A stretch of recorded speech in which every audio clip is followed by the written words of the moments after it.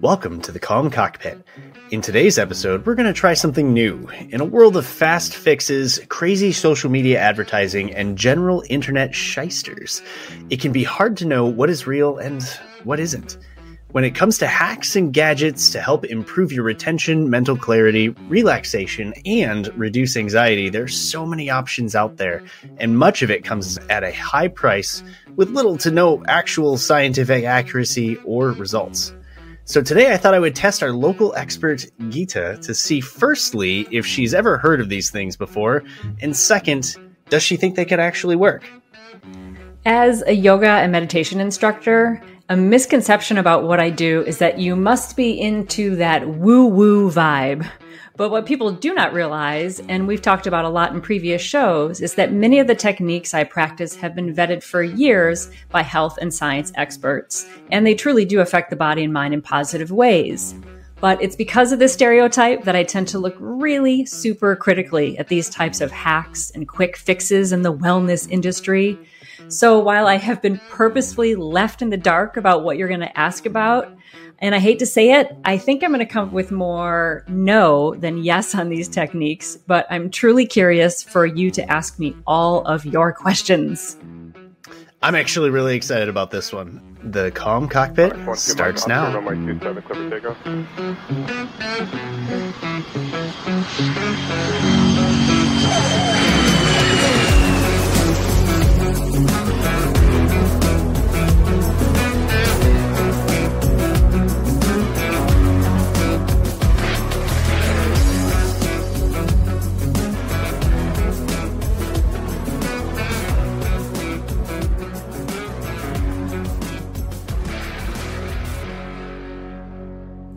Welcome everyone to today's episode. I'm Gita Brown, a midlife student pilot and licensed yoga and meditation educator with over 30 years of experience teaching high performers how to improve their lives without adding stress. And I'm John Niehaus, corporate pilot and professional flight instructor. And as we mentioned in the show opener, today we're going to talk about quick fixes and hacks, one of my favorite things, mostly because I'm always looking for that edge, that shortcut, if you will. And unfortunately, I think today I'm going to find out that, there's probably not as many shortcuts as I wish there were. So, Gita, your job today is to tell me no. Well, since we've met, you bring up a lot of these things and I go, boo, no. Because one of the favorite things my teachers always say is that there are no shortcuts. However, there is some truth to some of these things. So I'm looking forward to you hitting me with all the things that you've heard about and asking fact or fiction. I'll do my best. I do want to add that little disclaimer, though. Sometimes this goes a little out of my area of expertise. I'm not a doctor. Before you try any of this stuff, filter it through the lens of your own intelligence. And if you have health concerns, see your doctor, your physical therapist, your psychiatrist, because some of this stuff really can impact your health in a pretty profound way. And if you're on other medications, et cetera, et cetera. So this is kind of light for entertainment purposes. Right. I think that's good advice. And just as a quick kind of preamble for this episode, the podcast is not intended to take you kind of off the deep end on things that don't work or convince you that there's sort of a magic fix for personal and mental health, as much as I wish there was. The idea behind this episode is more just kind of fun. It's intended to dispel some myths out there and figure out, there's just a lot of crazy stuff. And what do we know? What do we not know? And who wants to try something just to see if it works? So that's where we are on this. Yeah. And we really, when we started the podcast, we were very serious that we wanted to make a true impact in the mental health and mental performance training of aviation. But as we were looking at our catalog, we're like, oh, we need to have a fun episode in there because we have a lot of serious discussion. And sometimes I think that phrase that I'm at my most serious when I'm laughing is actually true. So of course, you listeners out there, I'm sure that every one of you has your little wellness hack that you do. So if you have something you do or a technique you want us to try, or you want us to do a little deeper dive in some of the things you're using, we would love to hear from you. So you can just drop us an email, calmcockpit@gmail.com. We reply to all of the emails we get because, hey, we don't get that many. We're just a baby podcast, but we truly would love to hear from you because it allows us to sort of put our pulse on what you guys are using, what you're interested in. So we'd love to hear from you of any of your wellness hacks and techniques. And so, John, this was your idea. I have been left in the dark about what you're going to ask. I scanned the list just a little bit, but I tried not to cloud my mind with anything. I'm just going to answer off the cuff today from whatever you ask me. So I am like, kind of feel like I'm on the hot seat a little bit, but in a good way, because I love this stuff and I talk about it all day long. Right. And one quick thing as far as suggestions. Yes, we want to do it. And yes, we want to try it on ourselves if we've not heard it before. But if my AME says I can't do it, I'm not doing it. So don't suggest it. Just a no-go. So you know where this all comes from. And again, we've told these stories before, and everybody knows that I like a good hack. In some of the situations I've been in previously, I have been in that spot where it's like, you just need something to bring the temperature down a little bit. And so when you're in a position where you're just overstressed and tired and exhausted, and you're just trying to find something, you're willing to kind of believe just about anything. Not that I'm that gullible, but I think there's a difference between being gullible and just searching for a solution. And so if anybody's ever been in that place before, I'm sure that, anything from a lucky shirt to talking to yourself in the mirror to, any kind of lucky charm or whatever it might be out there, you're just willing to try it, even if you don't actually think it's going to work. And so I've been to that spot. And the thing about it is that once you start searching for those things, the algorithm learns a lot about you, whether it's true or not. And between some of those experiences that I've had, plus just general research for this podcast, my algorithm is all kinds of messed up. And so I get some crazy stuff in my online advertising world, and some of it is just wild. You wouldn't even believe it. And I'm curious to know how many people actually do see this and go, maybe I'm going to get this. Maybe I'm going to buy these bed sheets that connect to the home power plug and are supposed to reduce anxiety and increase your ability to sleep. We'll talk about that finally after teasing it for 11 episodes or however long it's been. We're going to talk about that. So I've got a long list of things that I think that might pique some people's interest. Bring it on. All right, so let's start out with the easy stuff. Many people tune out when they hear the word holistic, right? One of the things I want to do when we first start here is just kind of learn a little bit about what that is. And I think that the world is starting to open up a little bit. I'm not saying that everything under the holistic banner is necessarily scientifically proven, but I think that, things like being a chiropractor used to be considered holistic. And now I think it helps out a lot of people in the world. So can you define what is holistic and what's the difference between something that works under that umbrella and something that doesn't? I'm going to just step back for one moment here, because for the last year, I have been trying to discern where that idea of like woo-woo comes from and why words like holistic kind of get pushed aside. Like, why would I pay attention to that? So I've started to pay attention to, in TV shows and movies, how people who practice things like I do, yoga, meditation, or my Taoist brothers and sisters, Tai Chi, how we're portrayed in the media. And here's what I have found. And then I will definitely define holistic, what it means to me. But here's what most people think of and how it's portrayed in the media. It is someone who is usually wearing long, flowy clothes, right? So very unstructured. They're usually completely disorganized. I think the formal word would be a shit show, right? They have like lack organization. They have poor interpersonal boundaries, which mean they come up to people. They're like, oh, namaste, let me hug you. Like they're just way oversharing with their emotions all the time.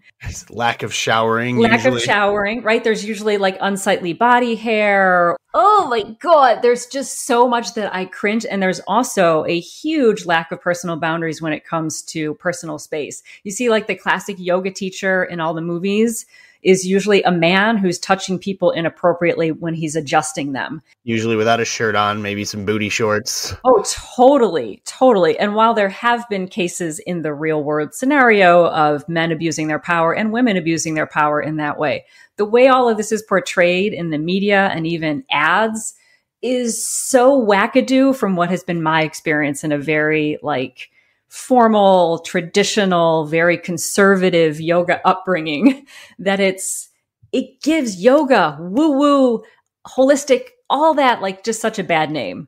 So sometimes why I'm saying all of this is for my dear listeners to think about the sources of where you're getting your knee-jerk reaction from.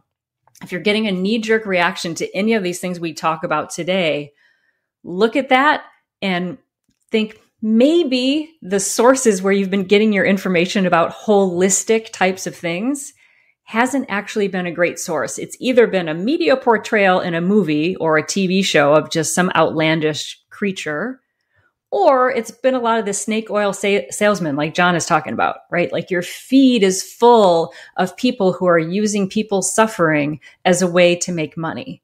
And that to me is has nothing to do with holistic living and the way I live my life. So, okay, I'm off my soapbox. Dun, dun, dun, dun, dun. So holistic, what it means to me is actually considering my development and the development of my students in, guess what, a holistic way. So in the Western world, we tend to look very much at intellectual development and we look at physical development. Do you have muscles? Do you have fitness? Do you have intellectual hierarchy, right? Have you gone to college? Do you have a job? So we kind of divide it off into those two different things. When I look at my music students or my yoga students, I'm looking at the totality of their life. I'm looking at their physical well-being, their mental well-being, their community relationships. It's more like a web. So physical health, mental health, community. I'm looking, do they have an avocation that meets their strengths? I'm looking at their financial health as part of that web. I'm looking at their physical stability of their living space. Do they have a stable living environment? I'm looking at their web of relationships on a very deep interpersonal relationship. Do they have a significant other or family that they're close to? And then do they have people all the way out in all the layers to those very sort of soft contacts that we have during the day where they might see at church or at the coffee shop? I'm looking at all of those layers, physical, mental, where they live, all that biopsychosocial model that I learned as a music therapist. To me, that is actually what is holistic. So it's not just prioritizing either intellectual development or financial or just like physical, like am I fit and buff, but it's looking at the totality of the person. Does their lifestyle fit who they are? And is all of that in harmony? And then if one thing is out of balance in that sort of holistic web, like their finances are a mess, that's where the energy goes to sort of balance out the rest of the things. Make sense? So it's not just, going out in a full moon and, exactly. howling and running around naked through the forest. It is the total opposite of that. And I think that's why you're going to hear me get heated in this episode today, because it's actually like my teachers are always going, because my teachers get heated about it too. They're like, it's so scientific what we do. How do people not see that? I'm like, well, because a lot of people don't ever take classes like that. They take classes that are sort of take one little wisp of something they learned from that, and then they sell it in a jar to somebody, and they call that holistic. So holistic really means taking full responsibility for all the aspects of your being and your life and making sure they're in alignment with your highest goals. Well, and it's funny. I did a family vacation to Sedona, Arizona, about a month ago. And boy, that place has a lot of this stuff. And I got some of the ideas for the list that we're going to talk about from Sedona, because that is like central for there's portals and there's magic rocks and there's all of these things. And there's one community of people I know believe in this stuff. It's conservative pilots. I definitely know that you guys out there are probably buying your special rocks and creating pyramids to sit underneath. I just You would be surprised. not that I'm judging if that's something that you're into. I mean, who am I to say it doesn't work? But anyways, so let's start the list if you're ready. I'm ready. All right, so I'm in. I'm doing a softball one here for you because I think that a lot of people would list this under some of the things. And obviously we know just based on what you have already said, both in this episode and in all of the previous ones, meditation and mindfulness. Does it work? I didn't think you'd have to think about this one. Well, yes and yes. However, they're two completely different things. So meditation is a formal practice where you are learning how to master your own mind. And mindfulness, generally speaking, is a practice that has its roots in Buddhism, in traditional Buddhism. And here in the West, there's been a whole school of individuals who have taken pieces of what I would call the rich tapestry of Buddhist practice, which is all the holistic things I was talking about, how you comport yourself in every moment of every day, 24/7 Buddhism. They've taken elements of that out and called it mindfulness. And they have things now like mindfulness-based stress reduction, where they've done sort of like a Western scientific analysis of these practices to see if they work. And there's a whole school on that mindfulness-based stress reduction. You can get certified in it, and it's fantastic. There's a lot of scientific validity to that practice.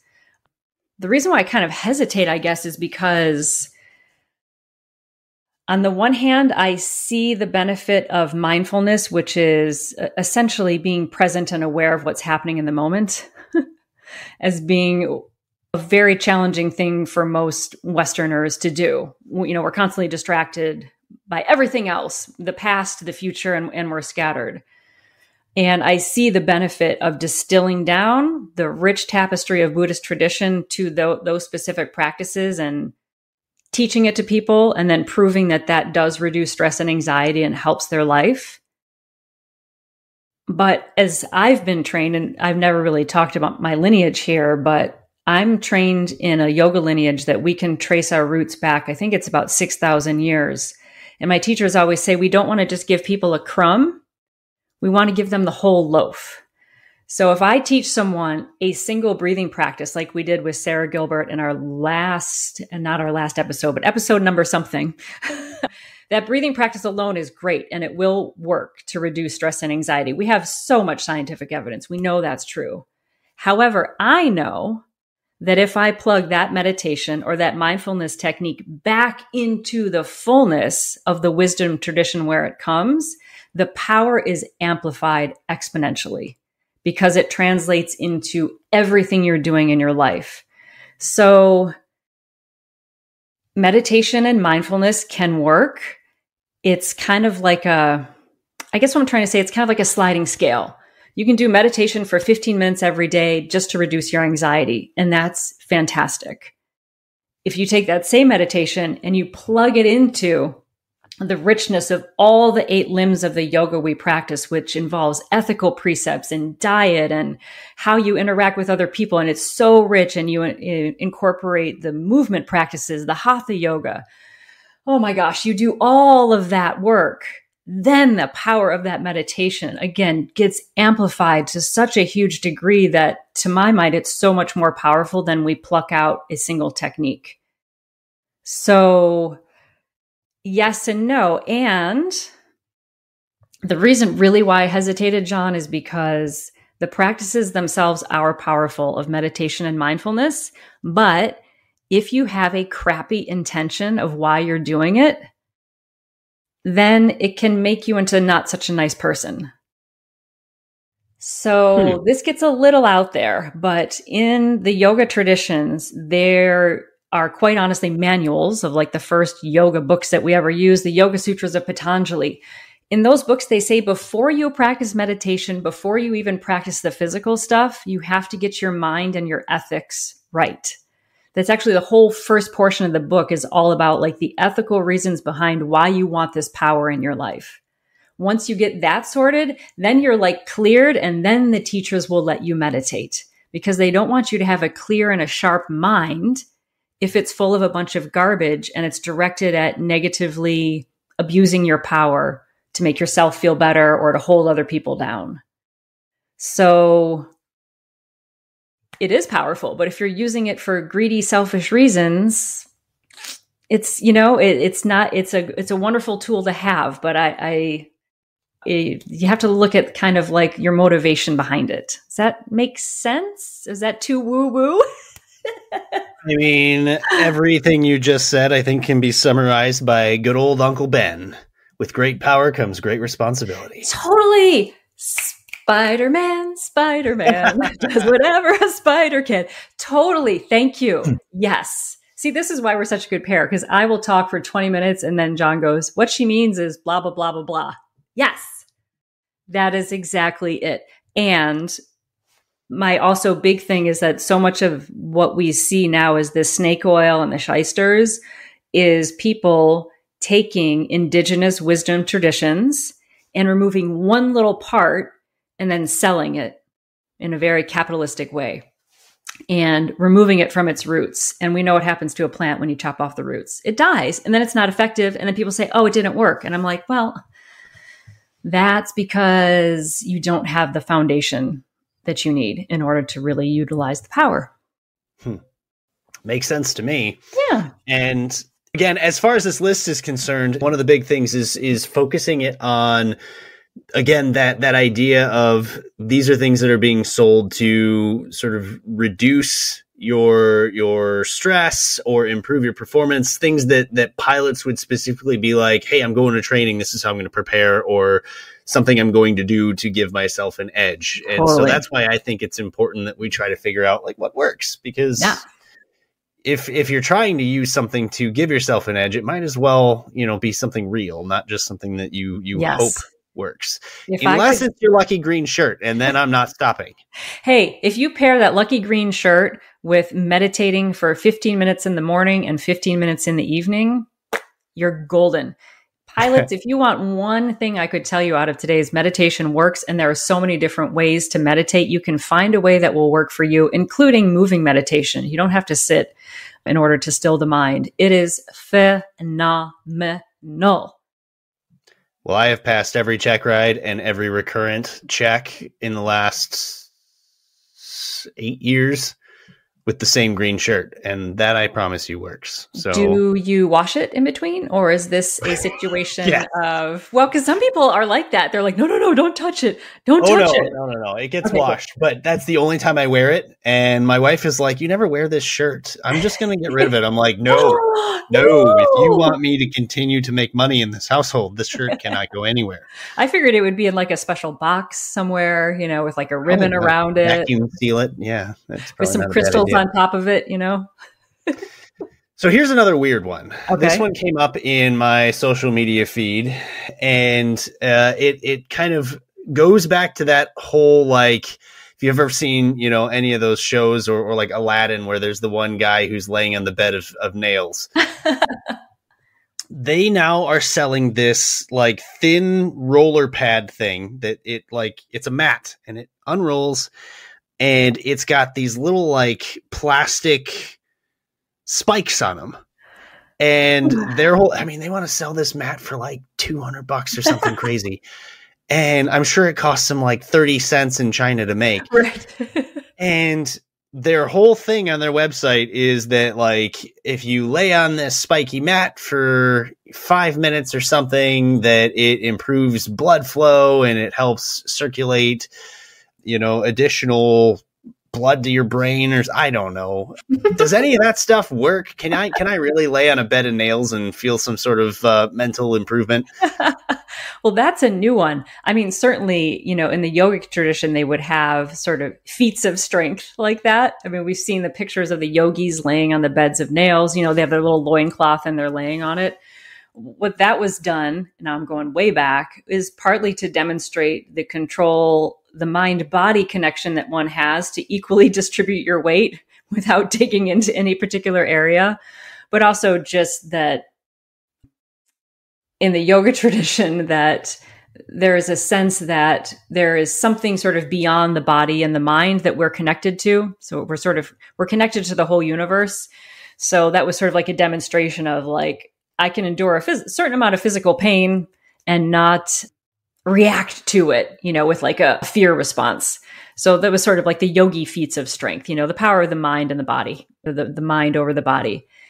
To your point of them saying it's going to improve blood flow and all that, a sucker is born every minute. I mean, really? You want to improve some blood flow? Take a walk. Do some hatha yoga, lift some weights. So no, that stuff is bunk. Pass. Hard pass. Okay. Spiky beds don't work. All right. Got it. All right. So back to Sedona. Okay. So my 5-year-old son walks into a shop, and he could be a geologist at this point. He loves rocks. Oh, cool. And walks in, and there's just a wall of all these shiny rocks. Oh, and Crystal Central, right? Yeah. Not even crystals, just rocks. Okay. Just rocks. And this one's supposed to be for positive attitude, and this one's supposed to be for intelligence and de-stressing and, recovery after surgery and all this other stuff. Right. Can I really carry around a rock in my pocket and have all of these good things? Or you see them, and I guess I even have one just more for aesthetics than anything, but, you see the little circle bracelets that people have now, and they're supposed to bring certain qualities. Yeah. Is that a thing? Okay. So short answer, no. But longer answer, it's complicated. So let's see. Is buying a hunk of amethyst, which is said to help power your intuition, actually going to just like magically make you a more intuitive person? Reference back to what Gita said at the beginning. Think about your intention of why you're doing what you're doing, and then the practices that you're doing to cultivate that intention. So things like crystals, different rocks can be useful on twofold. Number one, if they're used to direct the power of your mind towards a specific outcome, and you repeat it with enough practice, right? It's just a tool to focus the mind on something. That's number one. Or number two, if it's helpful to connect us back to the natural world, because the way we live now is we have a fundamental disconnection with the natural world, and we've forgotten that we're part of it. So the number one point of if it's helping you focus your intention, let's say you're somebody who went through, an emotional trauma where like you lost someone that you love. Like we live in an industry, or work in an industry rather, where most of us at this point know someone who's lost their life in an accident or an incident. So let's say you're getting over, I don't know that you can really get over that, but you're dealing with some traumatic grief. You make it through a certain part of the process and you sort of feel stuck in that grief, and you're wanting to focus your efforts towards, I don't know, a concept like, let's say letting go of the need of control. Let's do an easier one. You're wanting to bring more joy into your life. You're like, I've become a sourpuss. I want more joy in my life. So you go out and you get yourself something like rose quartz, which is a beautiful, gorgeous pink stone. So you get this piece of rose quartz and you say, my intention for the next 6 months is I am actively cultivating joy in my life. I have this piece of rose quartz next to my bedside. So before I go to sleep, when I wake up in the morning, I'm seeing this stone and I'm thinking about that intention. The idea is that because you're seeing it represented in this piece of crystal, that you have decided what it means for you, that you're laying some neural pathways in the brain then for your day when you're out in the world, for your brain to say, oh, I'm remembering that I'm prioritizing joy. So I'm going to hang out after my flight today and I'm going to talk to John for a little while after the flight. You might be making more choices throughout the day to prioritize joy than if you didn't have that crystal sitting there kind of reminding you of what you want. Does that make sense? It's like an embodied intentional kind of thing. It's a reminder at that point. Yeah. It's, to reference another movie, it's a field of dreams, build it and they will come. If I have it, then I'll remember. Yeah. Yeah. And if it's something uplifting that you find beautiful, we know, and this we have ample evidence on, that when the human eye takes in objects that it considers beautiful, that there's an increase in those feel-good hormones in the body. So it's kind of like taking in that beauty physically through the eyes, then helps us feel psychologically uplifted, which then usually helps us make better choices about how we're spending our time. So that's the first point. If it's helping you kind of embody an intention and remind that, and you're practicing with it, that's the key. You have to practice with it. You can't just put it in the pocket. What you're saying is, if I fill my pockets with, lava rock, I'm not going to pass my check ride without studying. Not going to happen. But if you have a rock, like let's say selenite is a good one. It's a very just like white, pure crystal. When you look at it, that sort of is amplifying like the aviator's mind. Clear, precise, not seeing things through judgment or bias. So you look at that before you study. Take a few breaths and think, my mind is clear and bright. My mind is clear and bright. You look at that stone, then you study. It's just a technique to help focus the mind. And so if I wander into the now defunct Bed Bath & Beyond. Yes. Oh, I was so sad when that closed. And buy myself a Himalayan salt lamp. Oh. Am I doing anything but poorly lighting my room? I think they make great accent lamps. And, I moved here to New England. I had one of those. I don't know, had it for years. And it's so freaking humid here all the time. I live like a mile from the ocean. The thing like melted. It was like slowly like dissolved all over the desk. And then there was all this like crystallized pink Himalayan salt like wedged into the desk. But no, a Himalayan salt lamp, if it's beautiful and it uplifts your space and your vibe, sure. But is it charging negative ions? BS. I should have had a button that I could hit. It's like, perfect. Pass. I do think they're pretty, though. They're nice looking. All right. So this one actually is going to be covered a little bit more in depth in coming episodes. But there are all kinds of companies out there that are telling you, if you take this thing, you're going to be smarter. If you take this thing, you're going to de-stress. You'll learn that, none of that is covered under the FDA, and the whole idea of natural is that there is no real definition as to what that is.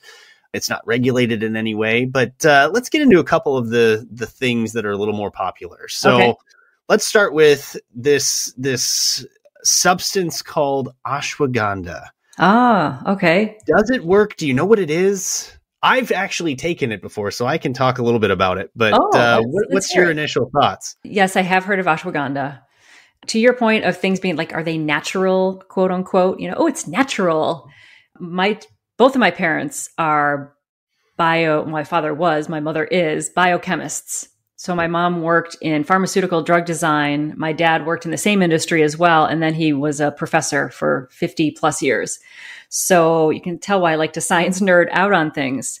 The reason why I say this is that sometimes people say these things like ashwagandha is free of chemicals, which would always make us laugh because everything is chemicals. Everything. You're looking for the difference between ones that occur naturally in nature versus ones that are synthetic, that are put together in a lab. Anywho, so yes, everything is chemicals. Everything is chemicals. Chemicals are not bad. So ashwagandha. So this is one of those things that comes from the sister science to yoga is called Ayurveda. Have you heard of Ayurveda? Mm-mm. Oh, yay. Learning something new, pumping those little neurons. Okay. So if yoga is a practice designed ultimately for practitioners in my lineage, yoga is a practice designed to help us self-realize. So we're looking to realize our true nature, which is peace and happiness. Its sister science is Ayurveda, which is a practice of that holistic living of what you eat and quote unquote supplements you take, basically like the herbal medicine and the food that you're eating. And it also goes to cleansing practices, quote unquote cleansing practices, and some of the timing of what you do according to your body cycle of the day. I won't get too far into that, but Ayurveda is a whole science. So my Ayurvedic practitioners who are trained and steeped in the tradition, they basically are like PhD level practitioners. If you go to one of them and they go like, hey, John, you work in a job that no matter what you do, you're going to experience chronic stress. It's just the nature of the job you do, right? Cyclical nature of having a career in aviation. You're up, you're down, quite literally, you know, I'm noticing also that you might be depleted in X, Y, and Z. They will do a whole complete workup of John Niehaus, and they might say, I'm going to suggest these things for your diet. I'm going to suggest these things for your daily schedule when you're not flying to help your processes regulate. We might give you some ashwagandha here and there to sort of level things out a little bit. And over time, when your physical system gets stronger by doing all the other natural holistic practices, eventually we'll drop the ashwagandha. How we do it here in the United States is someone says, you have stress and anxiety and trouble sleeping, take ashwagandha. Poof. And they don't always look at the physical health or characteristics of the person or the lifestyle, because if you are stressing yourself out and burning the candle at both ends, you could be chugging that ashwagandha however you take it, and it's not going to make an appreciable difference. You can't outrun stress, a bad diet, and a lack of physical activity. You can't. No herb is going to do that. That's where, again, it gets that bad name of like, oh, I took ashwagandha, it didn't do anything for me. And meanwhile, you're having like 3 beers a night, you get 6 hours of sleep a night, you have a lot of stress, you don't have good social relationships, and you hardly ever exercise. Duh. What's been your experience, though? You know, it's funny. I took it for a little while. Those that know, I was program director for NAFI for a long time. And basically, I was outside of the board for a long time. I was kind of by myself. And so trying to fly, trying to manage NAFI, trying to go do a type rating, it was a lot. I did try it and I had good results with it. It's not something that I take all the time. And everything that I have seen, it basically says that there's no reason why it would have any issue with your pilot medical. I did notice during training that under those stressful situations where your heart would really kind of start pumping, that you did feel a little bit like, okay, this is stressful, but I don't know, it did kind of lower that problem and allow you to focus on what's happening versus what's happening to you. And so, you know, I had good results with it. So it all depends. And I don't know exactly whether there's placebo effect involved in that. I'm sure there probably is. Were you taking it in like a pill, or were you actually buying the root and like?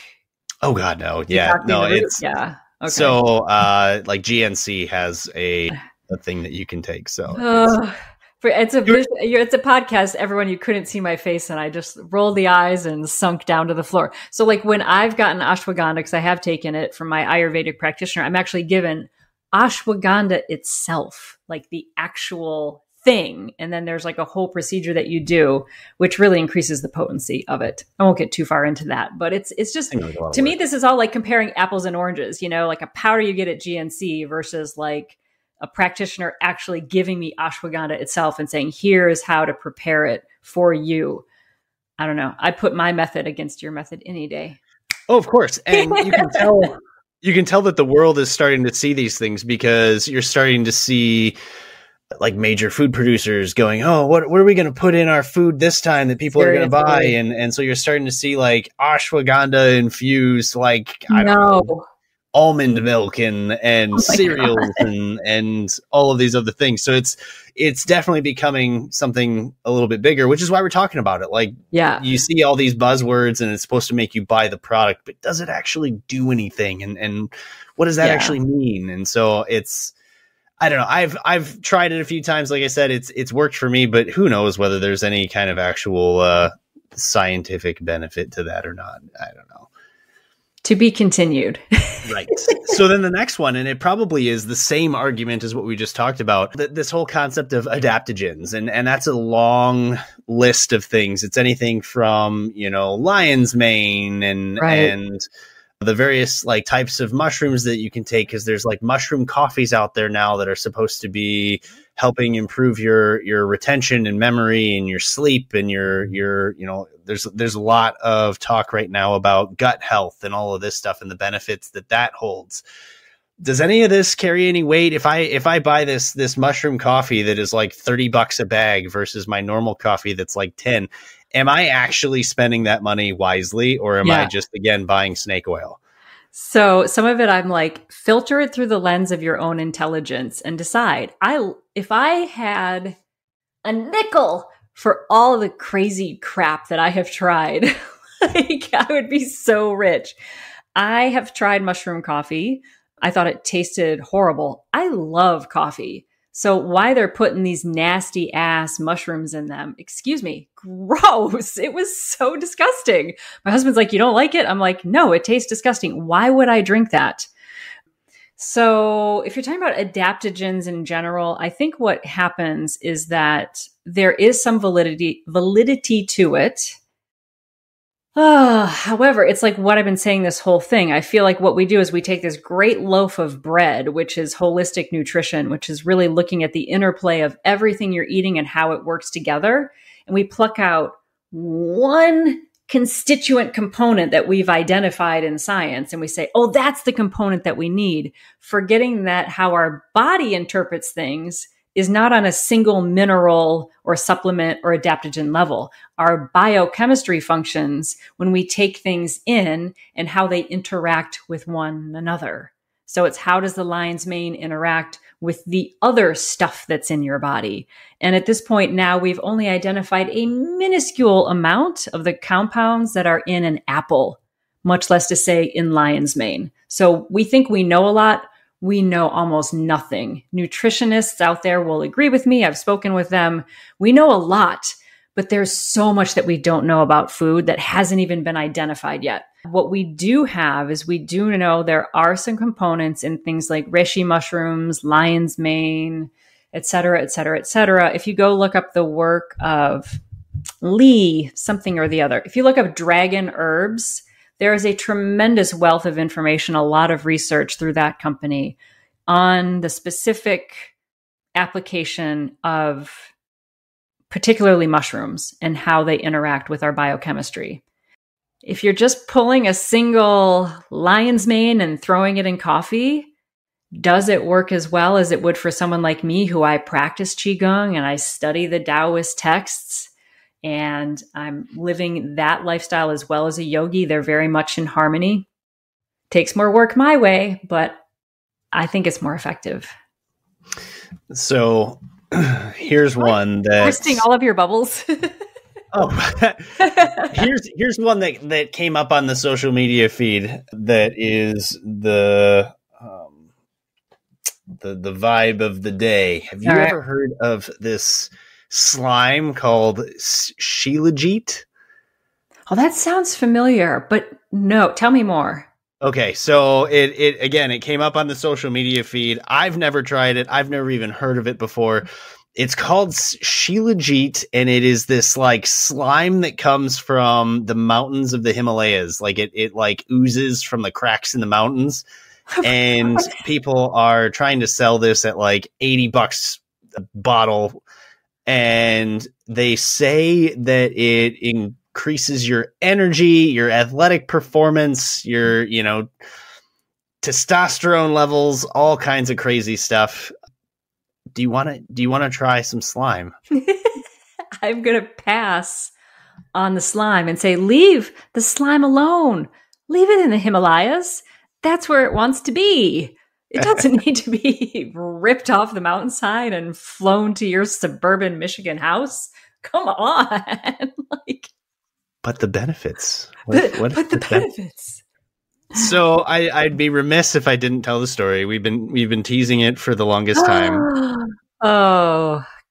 How about we finally talk about the stress relieving bed sheets? Let's rip off the Band-Aid. Let's rip this off. So full disclosure, I'm not a gullible boob. I I promise that I'm not. Here's the story. So my wife, she has a lot of knots and stuff in her back. She carries a lot of tension in her shoulders. My mom has fibromyalgia, and so she has, the aches and pains that come with that. And, I'm always looking for a quick fix. And so I saw these ads on my Facebook feed that has these bed sheets, and they're called grounding bed sheets. It's like sleeping on the ground, which, as we all know, is not comfortable. And it's hilarious because the ads are these people that are like, does it really work? And so they take, one end of their little electrometer and they plug it into the ground and they're like, see, it's 0. And then they like connect it to the sheets that are plugged in. They're like, see, the sheets are 0 too. And it's like these bed sheets that have silver woven into the thing. It's completely ridiculous. Completely ridiculous. But I was feeling, I don't know. I just wanted to waste some money one day, I guess. I made first world problems and just decided like, well, what the heck? Why not? If it works and, any of this stuff is true, maybe it might help, my mom or my wife, or maybe I'll get better sleep. Who knows? Probably not, but who knows? So I ordered these sheets and they're not inexpensive. And they show up and you don't even get a top sheet. All you get is a bottom sheet, which is incredibly inconvenient because how do you match a pair of sheets to a top sheet when you just can't? So first, red flag. Secondly, they give you a little meter thing that you plug into the wall and it's supposed to basically make sure that you don't burn your house down in the process, which is always very comforting. And then, of course, a lot of the comments on social media are like, hey, if you're plugged into the wall and your house gets struck by lightning, then what happens? So there's a lot of red flags when it comes to this. But I got these sheets and I got them plugged in and it like little clips onto the thing. And I'm sure there's some dude who's just laughing in his basement because he went and bought like $4 sheets and all he had to do was sell you a cord that clips onto it and then charges you 80 some bucks for it. I have no scientific or even experiential reason to believe that any of this works. One night's sleep on this versus any other sheets, I don't really notice any kind of difference. Of course, on the website, they'll be like, oh, well, you have to sleep on it for 30 days before you feel any results, 60 days, a year, who knows? But if you plug in your little electrometer to it, it's going to say 0. So I am guessing that the answer that you are about to provide me is I just need to try harder and sleep better on these plugged in bed sheets. And in spring in Michigan, hope that I don't get struck by lightning. Is that what you're going to tell me? I'm going to tell you to buy a surge protector and plug that into the wall and plug your bed sheet thing into the surge protector so we don't have Crispy John. Yeah, I don't know. I don't know. I have... So my dad was an electrician in the Navy, and I can hear him right now going, what a load of, in addition to his biochemistry background there. The whole idea of grounding and all of that, you'd be better off if you wanted an effect like that. You'd be better off. Like, you know how good you feel? Like some people are beach people. Like if you go to the beach and you walk barefoot or you sit on the sand, or if you're not a beach person, if you are like, know how good kids feel when they run barefoot on the earth. There is some validity to us as a human organism actually wanting to be physically connected tactilely through the earth. And then also the microorganisms that live in the soil. There's a lot of evidence that people who garden a lot and have their hands in the soil are actually, viscerally connected to the earth, not through a bed sheet, but connected to the actual earth and soil, that they have better microbiomes in their guts and they have a better biochemical makeup of all the microbiome that lives on our skin. But those are people who are in actual contact with the earth, either walking barefoot on the earth or have their hands in the soil through gardening. I don't know that we can get the same effect by plugging into the wall. But I haven't, when you first told me about this months ago, I did look at the website and I was struck by how they use a lot of scientific terms, but completely incorrectly. And I forget what they are because I forgot. I didn't really prepare for this episode on purpose. But I do remember they borrowed a lot of these scientific sounding things that sound really good. But then when I thought through what I know of science, which is decent given my upbringing, I was like, yeah, but that's not actually accurate. So I might have to do a little more research to fully debunk your sheets. But at the very least, please buy Surge Protector and do that. All right. So we'll kind of rapid fire a few of these as we start to wind this down a little bit. All right. So I had a student of mine who now works at the airlines, and he's an active pilot. He's an active dad. And obviously, anytime pilots are talking about sleep, which we've already had episodes on, it's important. And everybody talks about the idea that, well, if you stare at your phone or your iPad or computer too long, you get this blue light in your eyes and it causes you not to be able to sleep. So what do internet companies do? They create a solution. And the solution is to buy glasses you can wear at night that filter out blue light so that you can sleep. Interesting. What do you think? Does this work? Well, what did your student say? I mean, he wears them. He looks a little ridiculous, but he wears them. No, I actually did the research on this a little bit as I was putting this together. So I can sort of elaborate on that after I get your initial thoughts. Okay. Well, what we know about sleep science and what we know about how our human organism is designed to live in conjunction with the natural light cycles of the sun and the moon. Period. There's no getting around that. We know all the shift workers and the people who stare at computers late at night, that they have worse health outcomes, especially from ages 50 and beyond. We know this beyond a shadow of a doubt. So if it's blue light or if it's a bright incandescent light that you're reading by or whatever, if you're staying up past your bedtime, it's no good ski. So I don't really know about the quality of the light itself, because to me, it's a completely moot topic. An hour before bed, we know the research shows to dim your lights by half. And doing that starts to promote the biochemicals you need to feel sleepy and to induce rest.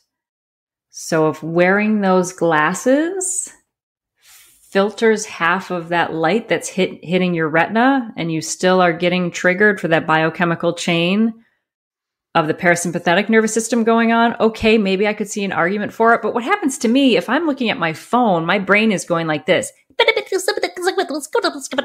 doesn't matter, even if I have it, because on the iPhones, you can turn on the different light.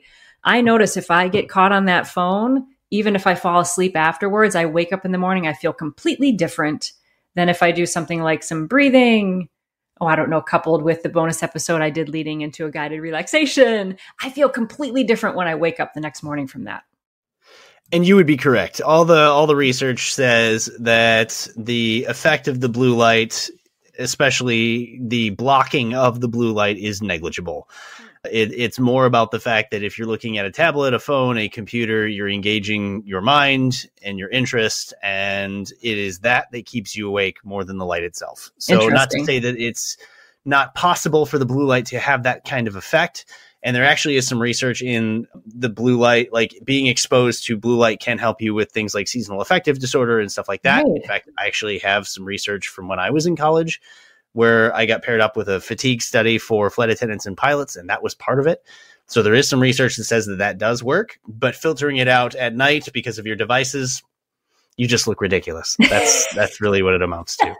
So again, snake oil, shysters. Shysters. Some of it can be like a stepping stone though, like you do something like that and then you start to go like, maybe I can make another choice towards what I want even more, It's like me, I started meditating because I wanted to be better at performing music. Like that was it. It was like purely like, I want to be like a badass clarinetist. So let me meditate.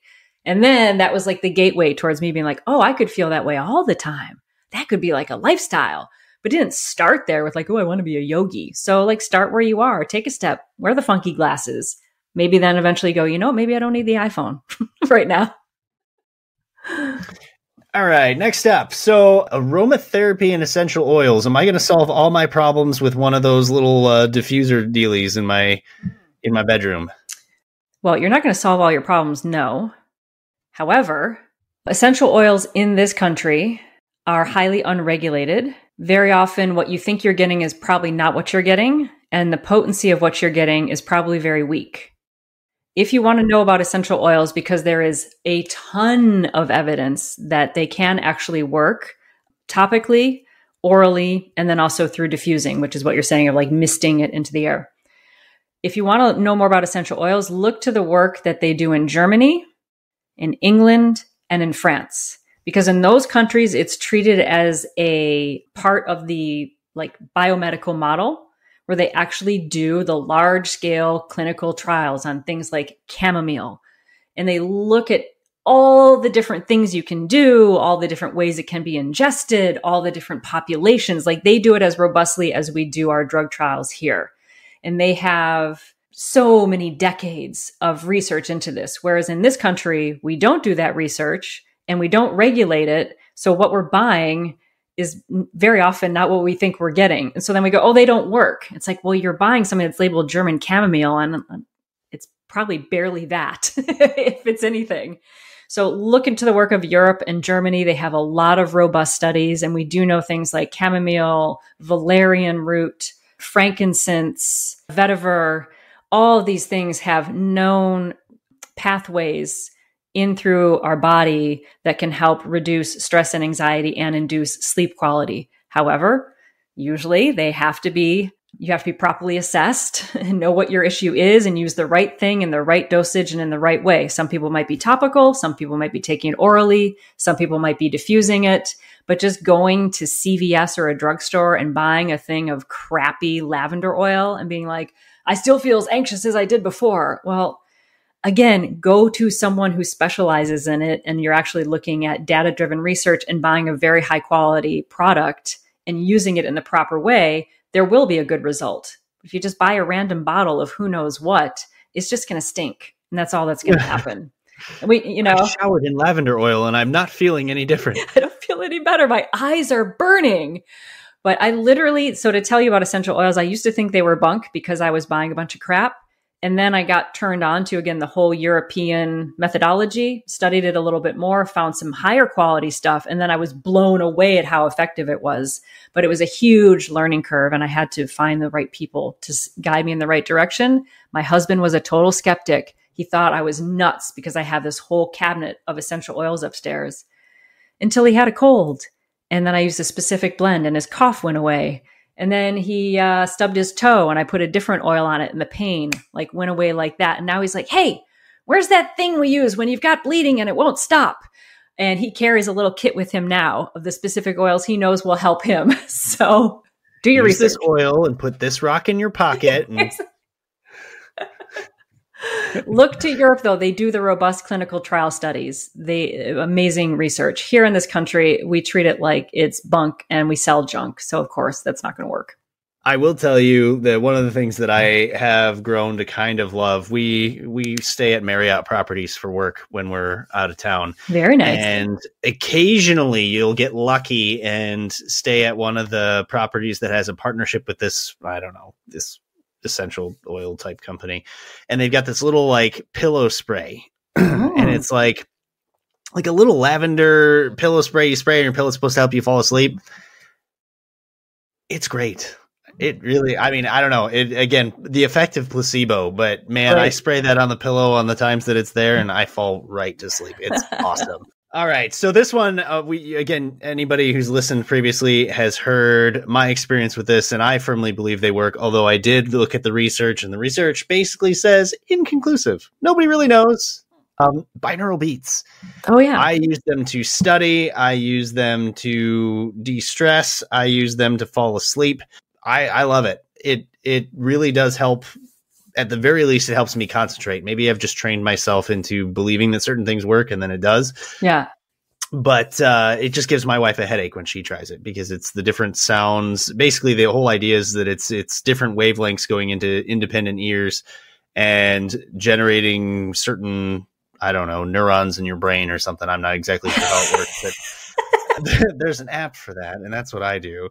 But in my constant search for various hacks and easy things to do, I found this years ago, and for me, it works. So no science behind it, apparently, from what I can tell, but people have looked into it, and they can't conclusively say it doesn't work. Although sometimes it depends on the actual wavelength. The power that it needs for it to work, I think, is something that maybe isn't achievable through your standard earbuds. But who knows? Well, I know we're going to do an episode in the future about music, best kinds of music for studying, et cetera, et cetera, et cetera. I'll put on my music therapist hat. I can say it actually is ample evidence, not specifically to binaural beats, but in terms of the sounds that we're listening to, that our brain and our body does tend to entrain to the sounds that we are hearing. So that's why, like, if your favorite tune comes on, you'll just start tapping your toe or like bopping your head without even like noticing you're doing it. Music and sounds in this case can bypass your cerebral cortex, and they go right to your thalamus, which produces this immediate emotional and physical response. That's why we have patients, I used to work in dementia care, so patients who could no longer recognize their family members, who had lost a lot of their ability to speak, either through stroke or Alzheimer's or other unspecified dementia. And if we found music that they listened to, especially when they were in their like late adolescence or early 20s, and we'd start singing that song, it was like a light switch would get flipped. They would start to sing, they would start to engage, and it would become a way that they could continue to engage with their family members, because those musical memories get encoded at such a deep level that only a part of that stimulus is needed to trigger that whole cascade chain response of paired memory. So sound and music is very, fundamental to how those of us who are born with hearing are wired. I can imagine, to your point, you have trained your brain and possibly the sounds themselves, although the research sounds inconclusive, though, to pair that with a high degree of focus and concentration and or sleep and relaxation. So we do have science to show that it can bypass that thinking part of the brain, produce an immediate physical and emotional response, and that also only just hearing even just a few notes can instantly unlock that whole memory of that state. So why not use that to your advantage? Because we know at least that part of the science has a lot of validity to it. So you're like kind of wicked smart. So I mean, we've kind of run the gamut of a whole bunch of different things today. I hope it was a little bit more of a kind of entertaining topic. I don't think I stumped you too hard on a whole lot of these. Are there any of the things that you can think about that maybe I didn't have on my list? Anything you want to bring up while we're debunking or even trying to kind of tell people maybe something does work? I would say one of the biggest things that I would like to debunk is that everything has to be scientifically proven in order for you to try it. I see that a lot of people saying, oh, I'm not going to do that because it hasn't been proven yet. Obviously within reason, right? Don't go taking a bunch of random stuff and just like ingesting things, but trying different techniques, because science can only have so many research dollars and time and money to invest in all of these things. And it takes time to catch up to thousands of years of human history where people have tried a lot of these techniques and found a lot of them work, like meditation. So I'd say filter everything through the lens of your intelligence for yourself.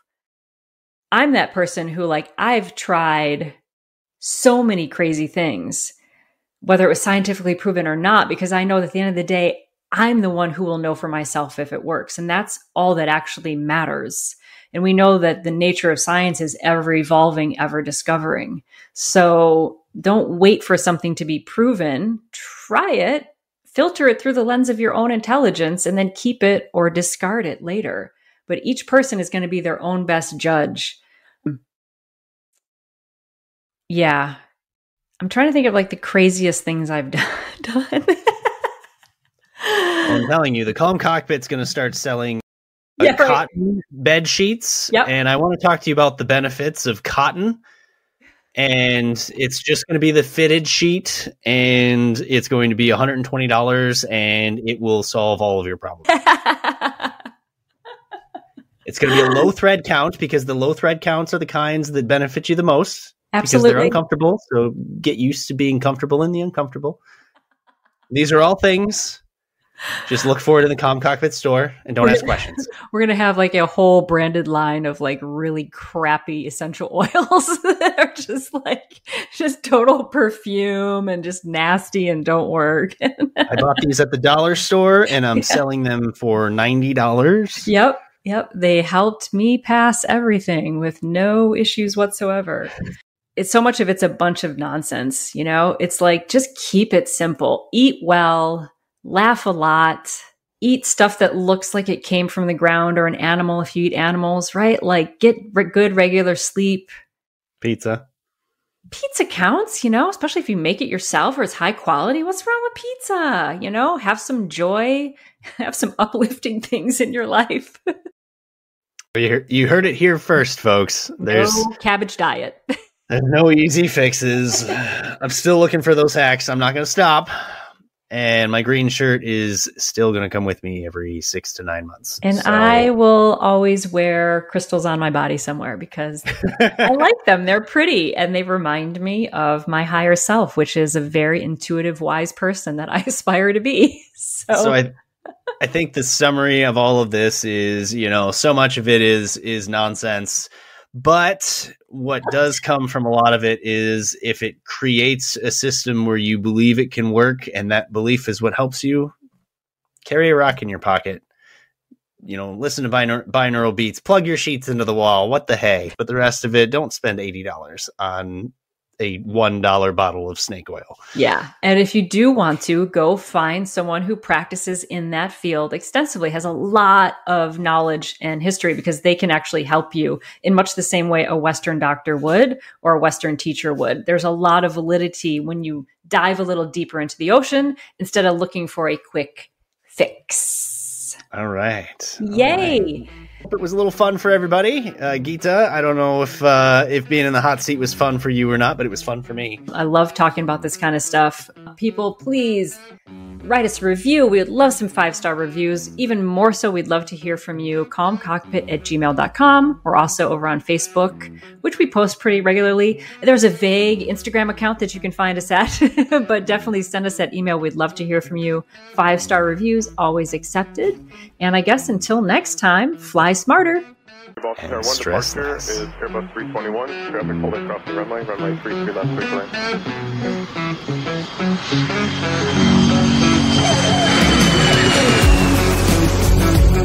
line.